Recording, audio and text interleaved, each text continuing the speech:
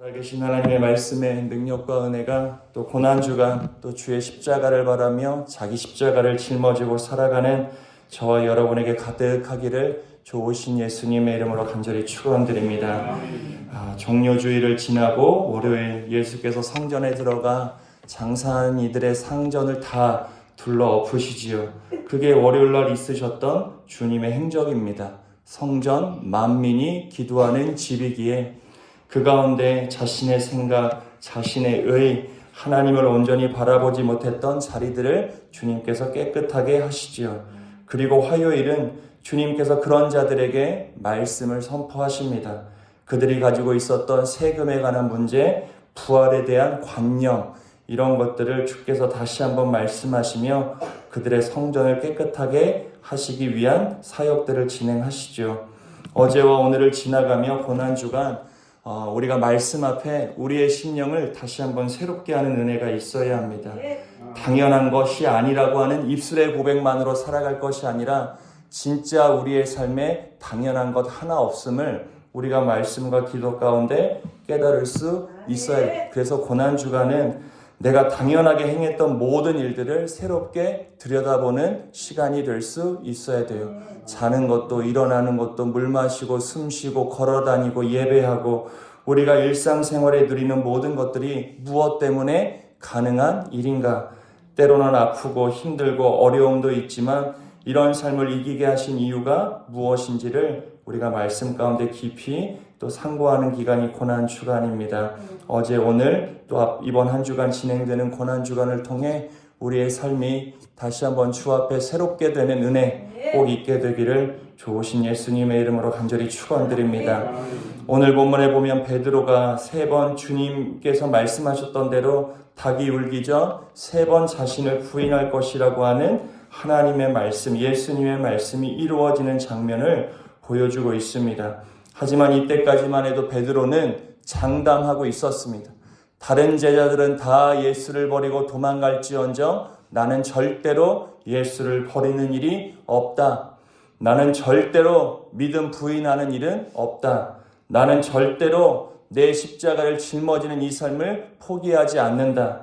나는 절대로 누군가처럼 예수를 등지거나 내가 믿음 떨어뜨리거나 믿음 없는 사람처럼 살지 않겠다. 오늘 우리가 주 앞에 장담하는 것처럼 베드로도 장담합니다.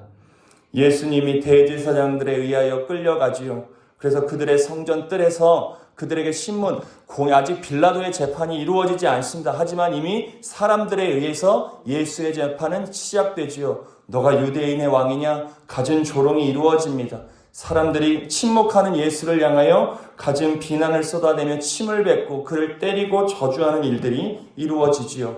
그 앞에 베드로도 서 있는 겁니다. 예수와 함께 서 있을 용기가 없었던 베드로, 바깥들에서 모든 상황들을 듣고 보고 있는 거예요. 바깥들에서 안에서 이루어지는 일들을 다 보고 있습니다. 그리고 다 듣고 있어요. 내가 3년여 동안 따랐던 예수가 지금 어떤 처지에 놓여 있는지 알고 있습니다. 너가 닭이 울기 전 3번 나를 부인할 것 아니요. 주님, 저는 절대 부인하지 않습니다. 그 말을 외쳤던 베드로가 바깥들에서 한 여종의 이야기를 듣습니다. 69절의 말씀 우리 같이 함께 읽어보겠습니다. 베드로가 바깥들에 앉았더니 한 여종이 나와 이르되 너도 지금 베드로에게 무슨 큰일이라도 났습니까? 사실 따지고 보면 예수님이 안에서 가진 조롱받고 있지. 그를 따랐던 베드로 바깥들에서 아무 일도 일어나지 않았습니다. 한 여종이 그냥 지나가며 질문 하나 던질 뿐이에요. 한 여종이 그냥 지나가며 툭 내뱉었던 질문이요. 무슨 여종이 베드로를 신문할 수 있는 권한이 있습니까? 그를 잡아가둘 권력이나 있습니까? 그냥 지나가는 여종이에요. 그냥 자기 혼잣말 내뱉을 수도 있지요. 야, 너도 갈릴리 사람 아니야? 내가 본 것 같은데. 그냥 툭 내뱉고 지나갔던 이 질문이 베드로의 마음을 격동케 하기 시작하는 거예요.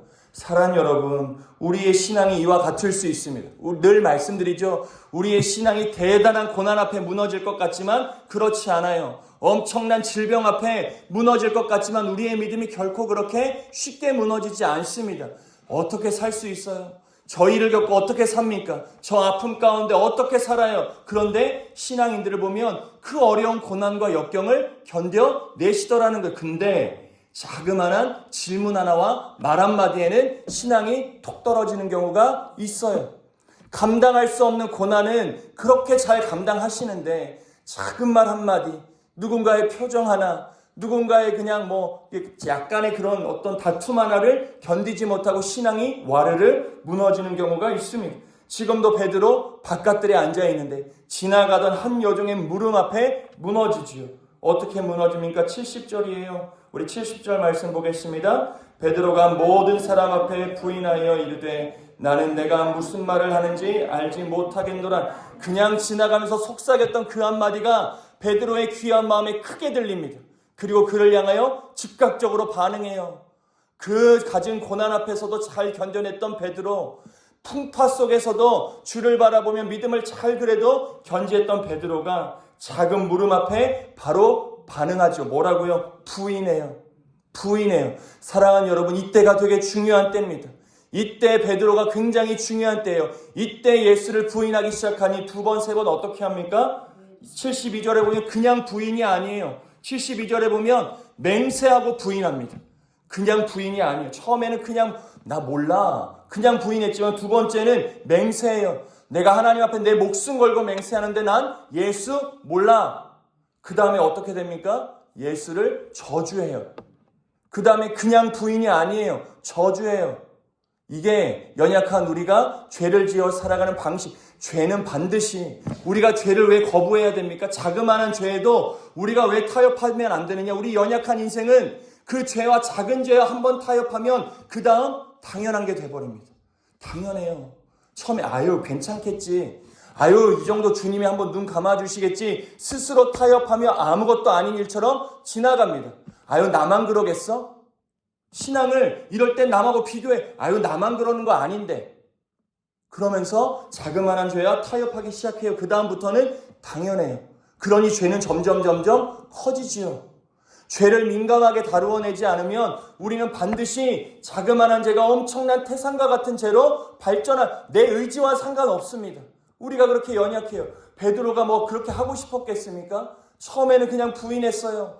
지나가는 여종이 또 얘기해요. 그러니 이번에는 맹세하여 저주하지요. 이번엔 어떤 사람이 지나가면서 야, 너 말투가 이상하네? 야, 너 말이 갈릴리 사람 말이네? 우리 동네 말이 아니야. 너 예수랑 있었던 게 분명해. 라는 말하니까 이제는 저주하지. 저 예수? 내가 진절머리나 나도 저 예수 몰라. 얼마나 저자가 악독한 자인지 나는 몰라. 이 베드로가 그렇게 사랑하는 여러분, 베드로만 그런 게 아니라 우리도 그럴 수 있어요. 우리가 매 순간 매 시간 어떤 마음과 생각으로 주 앞에 살아가느냐가 그 삶을 결정하지요. 자그마한 물음 앞에 무너진다니까요. 누군가의 눈빛 하나에 무너져요. 아무 말하지 않고 내 앞에 누군가만 서 있어도 내 마음이 무너질 때가 있어요. 왜 저 사람이 저기 있어? 왜 여기 있는 거야? 누가 오라고 했어? 어떻게 우리 교회에 이런 사람이 올 수 있어? 누가 아무 말 하지 않아도 내가 보는 것, 내가 느끼는 것 하나 때문에 내 신앙이 무너질 때가 있어요. 큰 고난은 감당해내시면서 그 말할 수 없는 아픔도 다 감당하시면서 자그마한 물음 하나에 우리의 신앙이 무너질 수도 있다는 것을 우리가 경계해야죠. 그러니 오늘 우리는 장담하는 신앙인이 아니라 내 신앙의 연수와 직분으로 내 신앙을 장담할 것이 아니라 주여 오늘도 내 믿음 없음을 불쌍히 여기시고 나의 믿음의 삶을 주께서 온전하게 붙잡아 주옵소서. 오늘도 주를 바라보며 십자가의 여정을 믿음으로 걸어내는 저와 여러분 되어주시기를 간절히 축원드립니다. 자기 확신 철저하게 내려놓아야 돼요. 내 의지, 내 생각 내려놓아야 돼요. 그러니 주님께서 마지막 십자가의 걸음을 걸어가며 제자들에게 깨어 기도할 것을 요구하시는 겁니다. 그 방법 외에는 없어요. 내 영이 깨어 기도해야 내가 매 시간 무엇을 분별하며 살아가야 할지가 분명하죠. 수없이 많은 도전과 유혹이 매일 몰려옵니다. 우리가 가만히 아무것도 안 하고 누워있어도 시험과 유혹이 몰려와요. 일을 해야 유혹이 오는 게 아닙니다. 내가 분주해야 유혹이 오는 게 아니에요. 가만히 누워있어도 내 마음이 요동칠 때가 얼마나 많이 있습니까?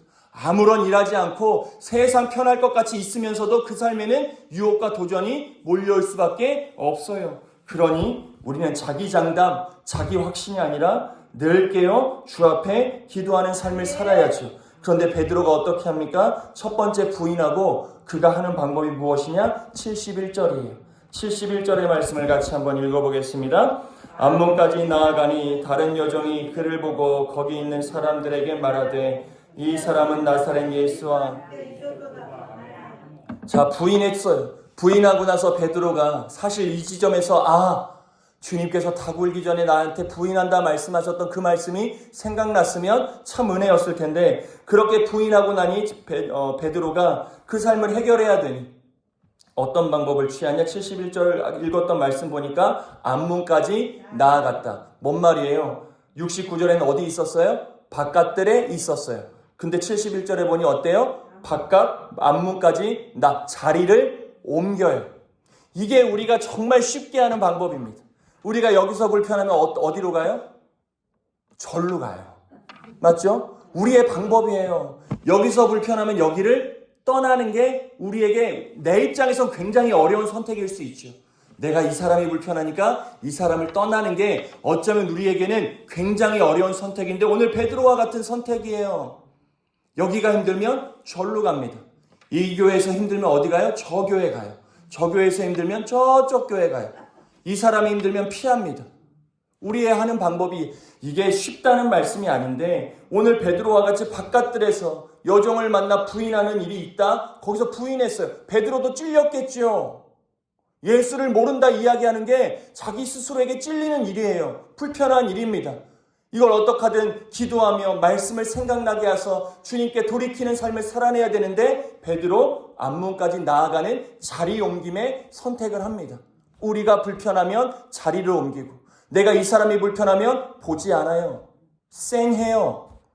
그게 내가 선택하는 방법이에요. 여러분 그러지 않으세요?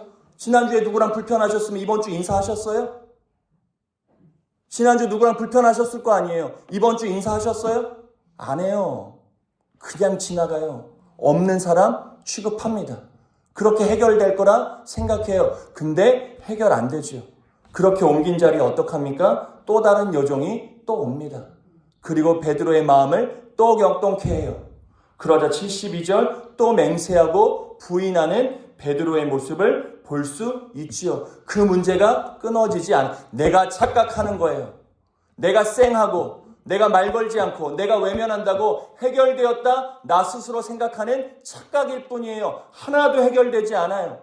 결국 베드로 끝까지 저주하며 맹세합니다. 그리고 그의 귀에 그때 뭐가 울려요? 닭 울음소리가 들리는 거예요. 이 닭 울음소리를 통해 베드로가 깨닫게 되는 게 무엇이냐? 마지막 절 75절입니다. 우리 75절 마지막 절을 같이 읽어보겠습니다. 이에 베드로가 예수의 말씀에 닭 울기 전에 내가 3번 나를 부인하리라 하심이 생각나서 밖에 나가서 심히 통곡하니라. 이것이 오늘 고난주간 화요일을 살아가는 우리가 누려야 될 은혜예요. 우리의 삶의 자리에 주님의 닭 울음소리가 매번 닭 울음소리가 특별한 소리겠습니까? 베드로에게 들렸던 닭 울음소리가 특별한 소리예요? 아니에요. 이 시간이 되면 늘 울리는 소리가 닭 울음소리예요. 베드로를 위하여 특별히 울린 소리가 아니에요. 그냥 이 시간이 되면은 그냥 자연의 현상입니다. 우리가 오늘 들어야 될 음성, 주님께서 특별하게 내게 주시는 음성일 수도 있겠지만 내게 특별하게 주시는 하나님이 나에게만 주시는 음성 우리가 사모하며 살아가야 하는 거 귀한 믿음의 마음이지만 일상생활에서 나를 깨우시기 위해 주님이 들려주시는 음성을 들을 수 있어야 돼요. 매일의 삶에서 만물을 통하여 역사하시는 하나님의 음성을 들어야 돼요. 그리고 뭐 해야 되냐? 75절이죠. 그 하나님의 음성 가운데 생각나야 돼요. 뭐가요? 주의 말씀이, 주의 마음이, 주께서 지금까지 내게 주셨던 말씀을 우리가 생각해야 돼요. 그리고 어떻게 하는 거예요? 주님께 돌이키는 거예요. 그리고 주 앞에 내 허물을 내려놓고 통곡하는 은혜가 우리에게 있어야죠. 내 자존심 때문에 통곡하면서 주의 말씀대로 살지 못하는 내 삶을 우리가 내려놓고 통곡해 보았는가? 내 억울함 때문에 눈물 흘립니다. 내 삶을 위해서는 얼마나 많은 눈물을 흘린, 없음 때문에 눈물을 흘릴 때가 얼마나 많이 있습니까? 그런데 주의 말씀이 생각나 우리가 통곡하게 되는 경우가 얼마나 있었던가. 고난주간 주의 말씀이 깨달아져 우리 마음의 눈물이 주르륵 흐르게 되는 은혜가 있게 되기를, 십자가를 바라보는 우리의 마음이 달라져야죠. 십자가가 그냥 있는 게 아닌데, 그냥 교회를 꾸미는 장식품이 아니잖아요.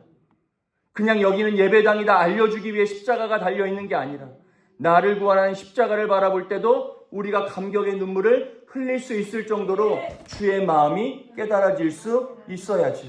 우리의 영적인 무감각함이 고난주간을 지나가며 다시 한번 깨어나는 은혜가 꼭 있게 되기를 좋으신 예수님의 이름으로 간절히 축원드립니다.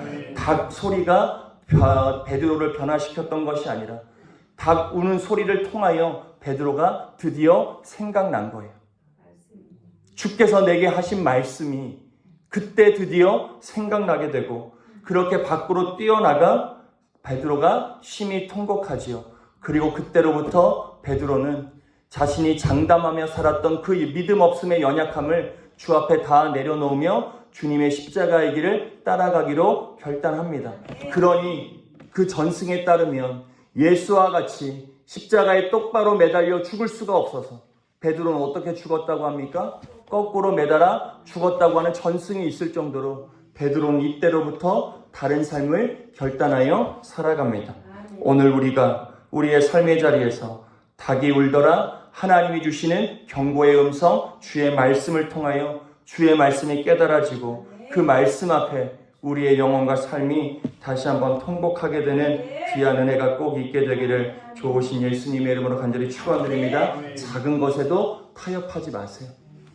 사단이 주는 마음 앞에 쉽게 마음 내어놓지 마세요. 사람을 미워하는 것도 사단이 주는 마음이 아무리 저가 잘못했어도, 내 입장에서 아무리 저가 잘못한 일이 있어도 사람을 미워하는 거 하나님이 주신 마음이 아니에요.